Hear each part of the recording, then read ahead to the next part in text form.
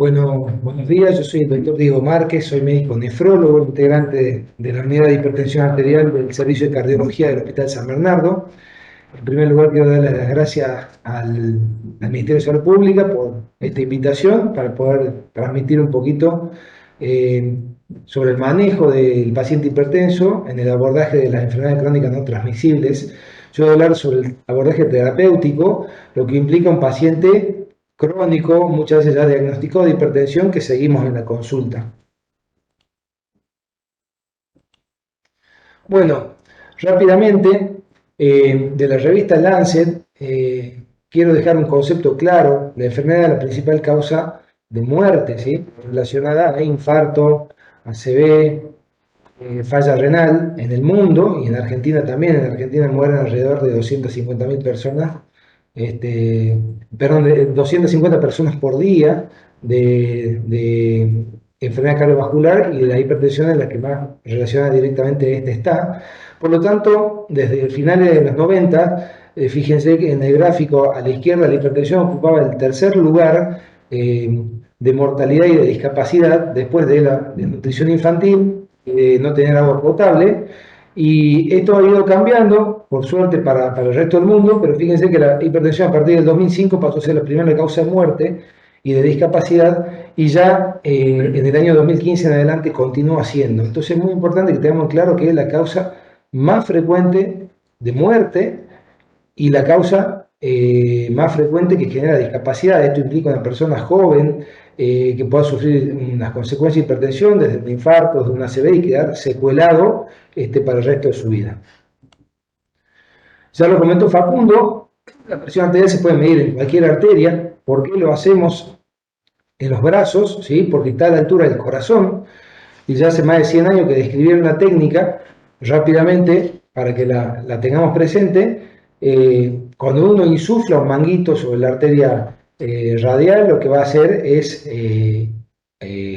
cortar el flujo sanguíneo, y una vez que uno empieza a desinsuflar y vuelve la circulación en esa arteria, vamos a sentir el primer ruido, que es la sistólica, y al final el quinto ruido, cuando ya está totalmente desplegada, va a ser la diastólica. De hecho, cuando uno tiene una emergencia, uno podría hacer un torniquete insuflando al máximo el manguito, porque esto corta la circulación, o sea, para que tengan una idea. Y es muy importante recordar que la presión arterial se mide en el brazo. Hay muchos tensiómetros en muñeca, que es un problema, porque en realidad no es lo ideal. Si lo tienen, úsenlo flexionando el brazo a la altura del corazón, para que sea a la altura del corazón, pero si tienen que recomendar un dispositivo, que sea de brazo, por favor. También ya lo comentó Facundo con otra fotografía. Hay cuestiones muy importantes para medir correctamente la presión. Acuérdense que nosotros estamos, si queremos tratar bien a los pacientes, tenemos que hacer un buen diagnóstico. Por eso me detengo en esto. Y eso implica que la toma de presión sea realizada correctamente, porque es una técnica descripta, y si yo la realizo de mala forma o no sé cómo hacerla, voy a tener valores por encima o por debajo de lo que realmente es. Yo siempre digo que yo aprendí a medir la presión arterial cuando ya había terminado mi residencia médica. Ya tenía 5 años ejerciendo la medicina, porque nunca me había detenido a leer la técnica. Siempre uno piensa que sabe medir la presión porque ha visto a otros haciéndolo, y en realidad tenemos un montón de vicios y mañas y cosas viciadas en la técnica. El paciente tiene que estar en silencio, sentado con la espalda apoyada en el respaldo de la silla, con el brazo apoyado sobre una mesa. Por eso está el manguito a la altura del corazón.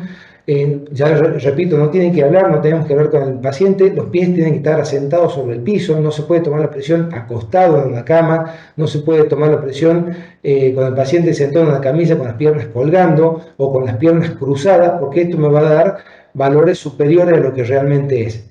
Así que eso para arrancar. Perdón. Y volviendo, ¿cómo vamos a medir la presión arterial? Fíjense que ya no es que esté obsoleto, sino que el tensiómetro de mercurio se ha dejado de usar por razones de salud. La industria lo sigue utilizando para poder calibrar los dispositivos que están disponibles. A la izquierda, el tensiómetro aneroide, con el que todos hemos aprendido a tomar la presión arterial, que sigue vigente, pero el problema de esto es que nadie los manda a calibrar y anualmente habría que mandar a calibrar estos tensiómetros. Entonces yo siempre digo que los tensiómetros, por lo menos donde yo trabajo, si son aneroides, posiblemente estén descalibrados y uno está haciendo una medición con un aparato que no es confiable. Y la otra cosa que es importante es que el manguito que trae el tensiómetro aneroide es un manguito que no me abarca la mayoría de su circunferencia de brazo porque va de 24 a 32 centímetros y la mayoría de pacientes con el problema de la pandemia que habló Facundo recién de obesidad no le alcanza este manguito para cubrir adecuadamente y ustedes imagínense que siempre estamos sosteniendo para que no se nos explote el manguito o se lo ponemos en el antebrazo y empezamos a viciar la técnica porque no la estamos haciendo con el dispositivo correcto. Los tensiómetros digitales se están imponiendo y deberían imponerse. ¿Por qué? Porque los validados tienen un sistema de calibración interno, o sea, cuando el aparato no funciona más, no hay forma de arreglarlo, y estos aparatos duran muchos años. Yo mi primer tensiómetro digital me lo compré en el año 2009 y sigue funcionando perfectamente. Y la otra cosa que tiene de ventaja es que traen manguitos universales. ¿Qué quiere decir? Que traen manguitos de 24 centímetros como el aneroide, pero en vez de ser hasta 32 centímetros, cubre hasta 42 centímetros. Así que la gran mayoría de brazos van a estar cubiertos en mi consulta. Tengo un tensiómetro hiper extra gas, que lo he usado una sola vez desde que ejerzo la medicina, desde que lo tengo esto, así que es muy importante que tengamos en cuenta esto. Y el gol estándar, obviamente, es la presión arterial de 24 horas, disculpen, la presión arterial de 24 horas, que es el mapa que se coloca un dispositivo y donde le va a realizar mediciones al paciente durante 24 horas y se puede calibrar según el protocolo en cada 15, cada 20 minutos, inclusive va a medir la presión cuando el paciente esté durmiendo, como dijo Facundo, y esto es gol estándar para hacer un diagnóstico o un tratamiento. Yo sé que no está disponible en todos los lugares, pero en el Hospital San Bernardo y en otros lugares de la parte pública hay disponible y si uno tiene duda con paciente sería lo ideal.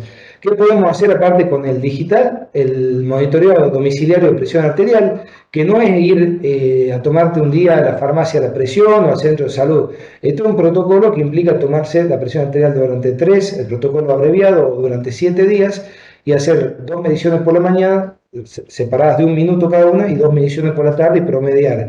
Y como dato es muy importante saber que la presión arterial, como ya definió Facundo, cuando está por debajo de 140-90, un paciente está con presión normal o controlada. Y recordemos que cuando uno se basa en mediciones ambulatorias, o sea que la que son fuera de la consulta, los valores son menores, y tenemos por mapa, fíjense, el promedio diurno debe ser menor a 135-85 y lo normal es que a la noche baje a menos 120-70. Esto sería un comportamiento normal de la presión.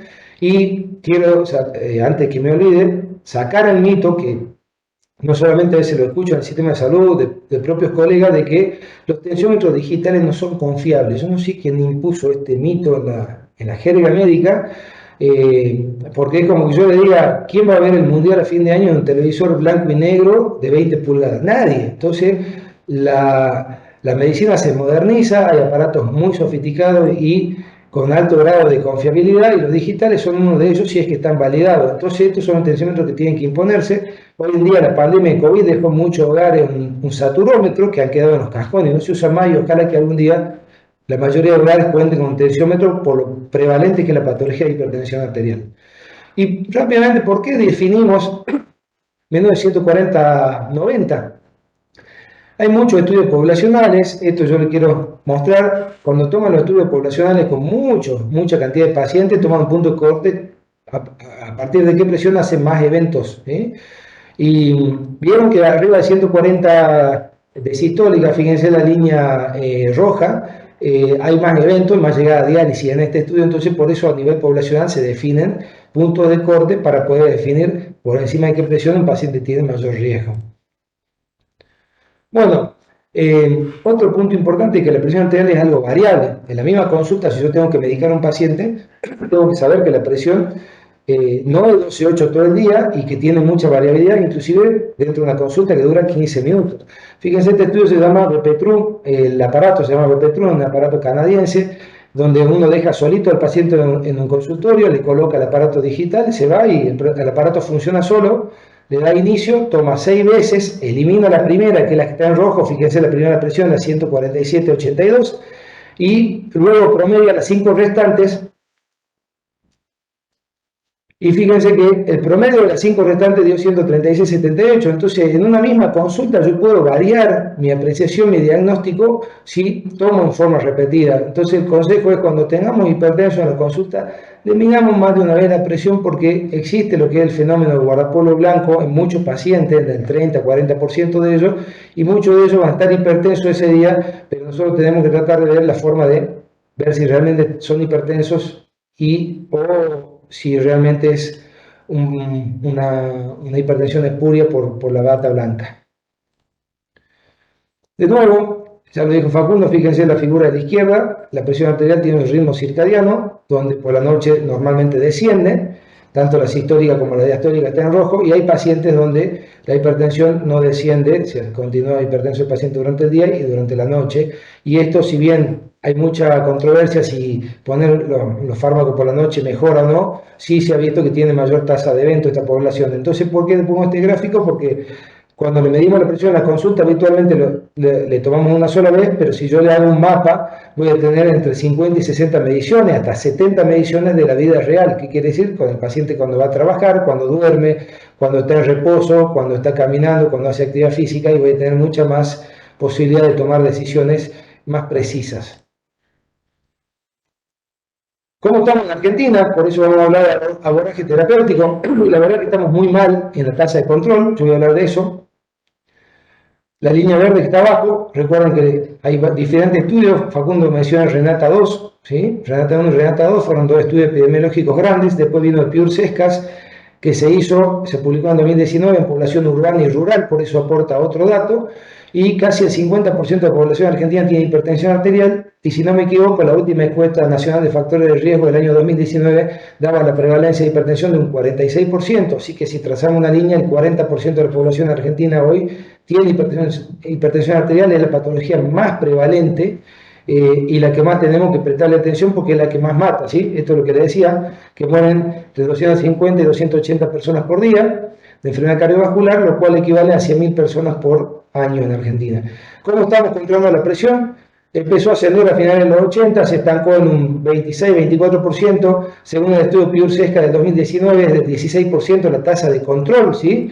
Así que si tiramos una línea, perdón, está muy nervioso esto, si trazamos una línea con viento a favor y no superamos el 20% del control, lo cual quiere decir que 2 de cada 10 hipertensos están controlados y realmente una cifra que preocupa mucho tanto a los ministerios de salud como a las sociedades científicas, porque realmente la patología más frecuente, la que más mata y la que peor estamos controlando, y no hay duda que es multifactorial este problema, no es de un solo efector, no es que el paciente no toma la pastilla solamente, somos todos los que estamos involucrados, y nosotros como efectores de salud quizás no estemos prestando la suficiente atención a esta patología. Entonces, ¿por qué puede estar mal controlado un paciente? Bueno, tengo que preguntarle primero si toma las pastillas, ¿sí? Es una causa frecuente, alrededor de un 47%. Muchas veces con la crisis económica sabemos que al paciente le cuesta mucho comprar los medicamentos, muchas veces le cuesta conseguir los medicamentos en el lugar donde viven, en los SIC, a veces puede haber faltantes por momentos, pero bueno, hay que tratar de buscar la vuelta para que todo esto se gestione y el paciente pueda acceder a la medicación para mejorar la adherencia y obviamente repetirle, como dijo Facundo recién, que el paciente tiene que tomar el medicamento porque es una enfermedad crónica, por más que no se sienta mal, tiene que tomar este remedio porque vamos a evitar las complicaciones futuras de la hipertensión. Obviamente que los estilos de vida, cual yo no voy a hacer mucho abordaje más que mencionar algunos, es el peso corporal, hay cada vez más pacientes obesos, el consumo de sodio. Tenemos una dieta en Argentina que estamos excedidos totalmente porque el pan viene con sal, porque todas las conservas, todos los aderezos tienen sal, así que es muy difícil mantener el consumo de sodio bajo en el tiempo. En algún momento esto no se puede llevar adelante por la sociedad que estamos inmersa, ¿sí? El alcohol, las drogas lícitas e ilícitas, tenerlo en cuenta cuando el paciente no se pueda controlar, y obviamente que siempre vamos a pedirle en la rutina para ver si tiene comorbilidades como patología tiroidea, diabetes, enfermedad renal, etc. Esto es lo que le decía del sodio. Fíjense, este es un estudio holandés, 138 pacientes, la intervención duró 6 meses. Acá a la izquierda vemos en la línea continua negra, con la intervención como baja el sodio, esto es sodio medido en orina, ¿sí? Fíjense, casi de 170 baja a 140, pero a los 6 meses casi está igual, porque le cuesta mucho a los pacientes realmente adherir en el tiempo con estas medidas. No hay duda que si uno baja el consumo de sodio, la presión arterial sistólica va a bajar, como la presión arterial diastólica, inclusive va a bajar la proteinuria de los pacientes, esto en este caso renales, si yo bajo el sodio. Y de parte nuestra, los médicos, ¿qué estamos haciendo mal? Bueno, algo muy importante que se habla poco es la inercia terapéutica. Le insisto a mi paciente que cumpla con la dieta hiposódica, le mido sodio urinario cada tanto, 24 horas. Yo en el caso como nefrólogo, yo siempre estoy pidiendo proteinuria, clearance, así que siempre agrego un ionograma urinario y me ayuda mucho a mostrarle al paciente que por ahí, por más que diga que se cuida con la sal, realmente se refleja en los análisis. Lo otro que es muy frecuente es creer que el paciente está siempre hipertenso en la consulta por estrés, por bata blanca, digamos, porque ese día perdió el colectivo. O sea, siempre hay 10.000 excusas para justificar que ese paciente ese día está hipertenso. Y recordemos que si nosotros vemos un paciente hipertenso que dice tomar los remedios, que dice cuidarse y que en la consulta le tomamos cifras elevadas de presión, y yo no intervengo ahí, no hago nada, es un costo de oportunidad perdida de salud, porque es una patología que no genera molestia y ese paciente no va a volver a la consulta por eso y no va a aparecer después de varios años quizás con daño al órgano blanco. ¿Con qué frecuencia intensifico el tratamiento a mis pacientes? Y después del tratamiento, que es lo que vamos a hablar puntualmente, es si uso dosis bajas, drogas insuficientes, combinaciones irracionales. Entonces el tema de ¿qué estoy haciendo mal? Inercia médica, educación al paciente. ¿Cómo y con qué le estoy midiendo la presión a mi paciente? Este estudio que publicamos este año, que se llamó RAMPAC, es un registro argentino de medición y de la presión arterial en la consulta en Argentina, donde participaron 9 instituciones en 6 provincias, tanto públicas como privadas.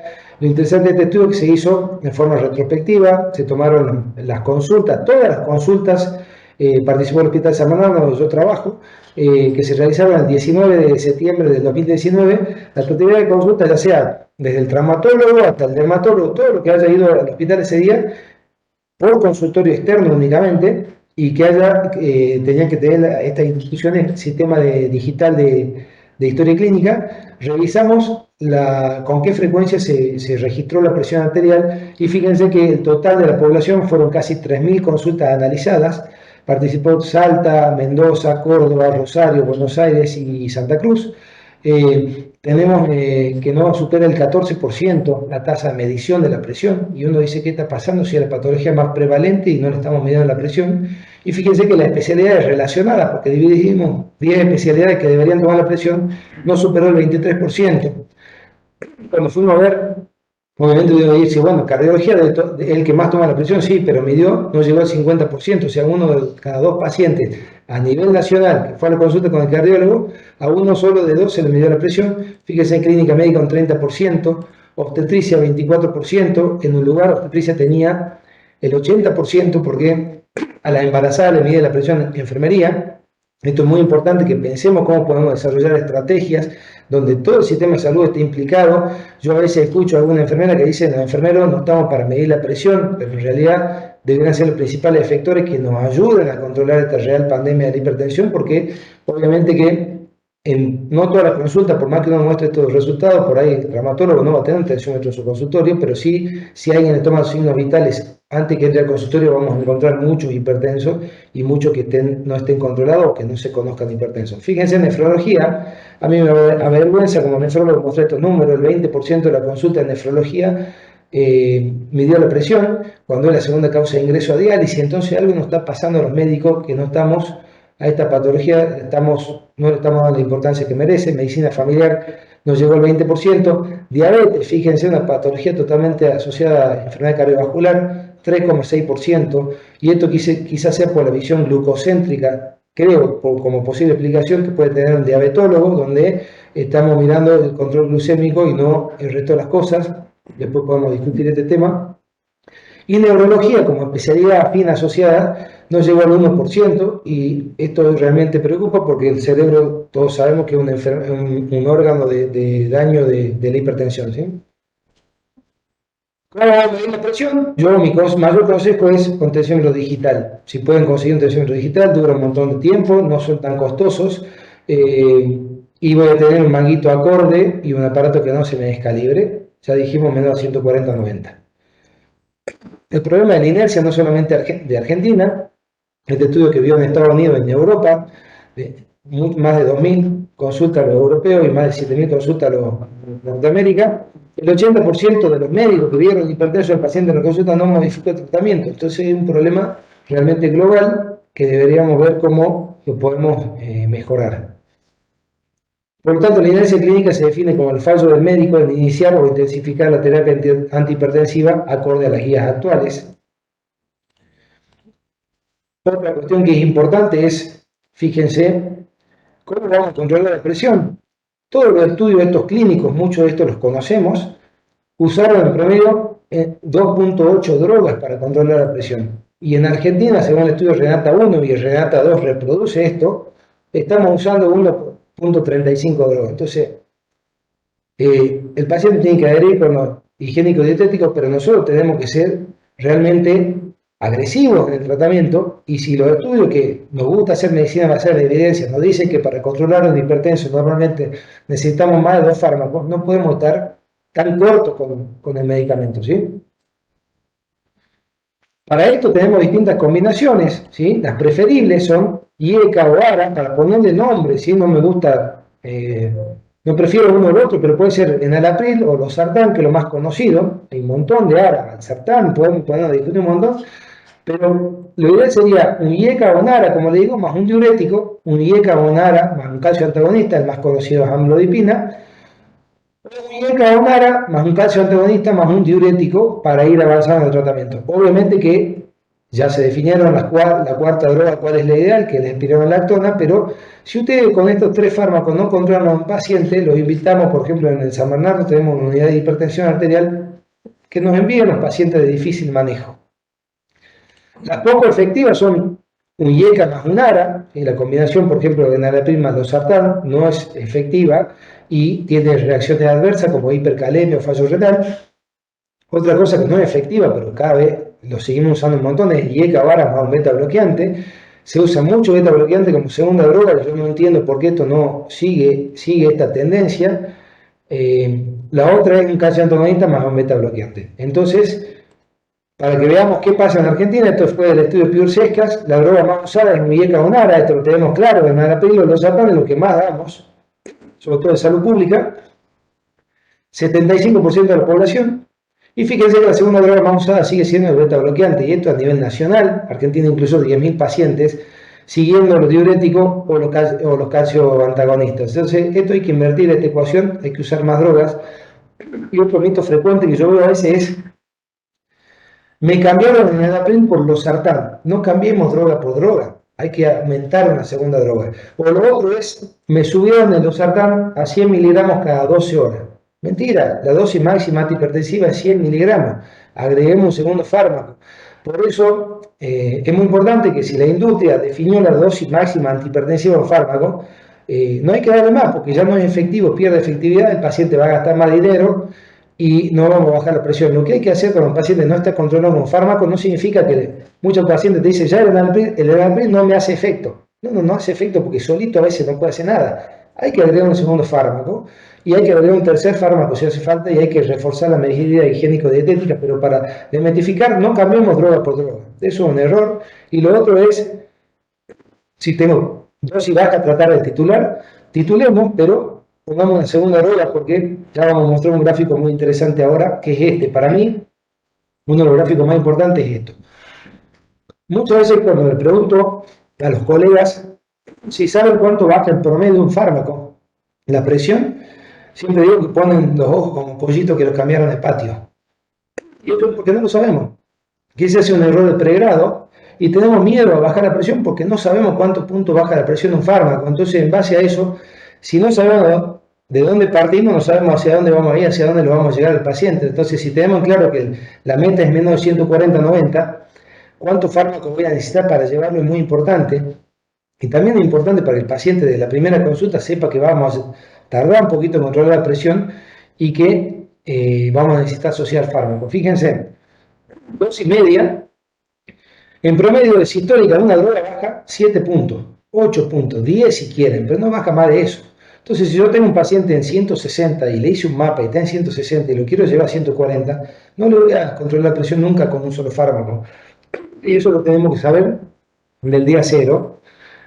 Tampoco hay drogas mejores que otras, hay drogas con más vida media, pero no es mejor losartán que enalapril. Si el enalapril se toma dosis plena 2 veces al día y el losartán se toma dosis plena, no es mejor. Entonces todas bajan en promedio 6,7 puntos, 7, 8 si quieren milímetros de mercurio de sistólica. Si yo agrego dos drogas, voy a llegar a 13, 14 puntos, y si agrego 3 drogas estaré en 20 puntos de reducción. Si yo sé esto, va a ser mucho más fácil combinar fármacos y saber y poder controlar a mis pacientes. Para terminar, quiero comentarles dos casitos rápidamente para que ustedes vean la importancia del diagnóstico y del tratamiento. Esto es mi consulta, paciente de 65 años, diabético tipo 2, con enfermedad renal crónica estadio 3, sin edemas ni signo de sobrecarga, medicado con valsartán. Valsartán me venía a ver más hidroclorotiazida, valsartán 160, 12,5 de hidroclorotiazida y amlodipina 5 miligramos. Le tomé el tensiómetro, tomé la presión, me dio 170/85 y uno dice, ¿te sentís bien? ¿Tenés ganas de hacer pis? ¿Estará nervioso hoy?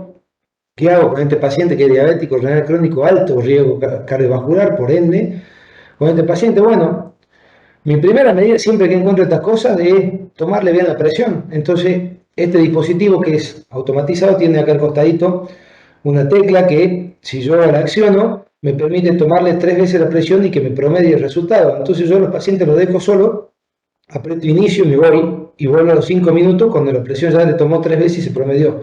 Fíjense cuál es la presión del paciente. ¿Sí? Entonces este paciente tiene una reacción exagerada de bata blanca. Fíjense que no puedo predecir esto con la frecuencia cardíaca, es idéntica. Y yo tengo posibilidad de hacer mapa, entonces ese mismo día le coloqué un mapa y fíjense que el paciente, la presión arterial diurna estaba normal, 128/70, durante la noche le bajaba a 106/54, frecuencia cardíaca era muy parecida al del consultorio. Y fíjense esto, cuando le coloco el aparato, le hago una toma manual al paciente del consultorio y le explico cómo funciona el aparato, estaba en casi 160 la presión y cuando sale del consultorio, la presión se fue a pique abajo. Esto es un paciente con hipertensión de bata blanca. Y si yo con esta presión no hacía nada o le daba más tratamiento, no necesitaba este paciente más remedios, ¿sí? Entonces tomemos bien la presión. Si no, le podemos hacer un mapa, le hagamos tomas repetidas, fíjense la diferencia que hay, es muy enriquecedor tener un buen diagnóstico. Y el último caso para terminar, este es un médico internista, un amigo mío de Córdoba que vive en La Pampa, de 44 años. Me llamó un día, Diego, tengo mucha cefalea, soy hipertenso hace varios años, tomo de vez en cuando losartán en forma irregular, está gordo, Gustavo tiene un índice de masa corporal de 36, él me mandaba con su tensiómetro los valores de presión que manejaba en promedio, casi 160, 101 de diastólica. Le digo, gordo, mirá, en confianza porque somos muy amigos, va a tener que bajar el peso, bajar la sal, hicimos todo un plan, pero vamos a necesitar 3 fármacos para controlarte. No, que es mucho, que yo no voy a tomar, y eso que es médico, que me parece mucho, que me va a hacer mal. Bueno, le digo, arranquemos con 2. Entonces él tenía la posibilidad de conseguir este fármaco, no es porque sea mejor, sino porque él tenía posibilidad, insisto, valsartán 320 más amlodipina, esto viene en una combinación fija, una sola pastilla que tiene 2 drogas a dosis máxima. Y a los 30 días Gustavo estaba en 144/92, o sea que no estaba controlado, y me dijo, tenías razón, no íbamos a controlarlo, así que ahí accedió a que le agreguemos un tercer fármaco. Ya había bajado 4 kilos y le dimos una triple combinación que viene todo en una sola pastilla, es más fácil tomar así los remedios. Valsartán 320, seguía con la amlodipina y se agrega en esa combinación hidroclorotiazida. Y Gustavo a los 60 días estaba con la presión controlada, 124/87. Entonces, ¿qué le quiero dejar con esto? Todo es, hay que ser agresivo en el tratamiento, hay que saber cuánto me baja el promedio de remedio. Gustavo tiene 44 años, esto no lo haría. tan agresivo con una persona que tenga 70, 75 años, está claro, ¿sí? Vamos a buscar qué paciente, qué fragilidad va a tener, pero en el adulto joven hay que sacudirlo, no hay que tener miedo, porque estos pacientes, salvo Gustavo que decía que tenía cefalea, la mayoría no siente nada y anda por la vida y después le pasa lo que decimos en Salta habitualmente, se murió de solo estar. No, se murió de enfermedad cardiovascular porque tenía la presión alta, porque nosotros no entendimos cómo bajar la presión, qué estrategia utilizar y que él entienda que para llegar a objetivo vamos a necesitar primero que baje de peso, que haga todo higiénico dietético, pero aparte darle medicamentos en dosis y en combinaciones que le bajen la presión. Entonces, en el mundo, en promedio se usa para controlar la presión entre 2 y 3 fármacos. Nosotros estamos usando en la actualidad 1,3 drogas. Estamos muy lejos de la realidad y para controlar un hipertenso grado 2 como este paciente vamos a necesitar 3 drogas a dosis máxima y esto le quiero dejar como ejemplo. Muchas gracias por su atención.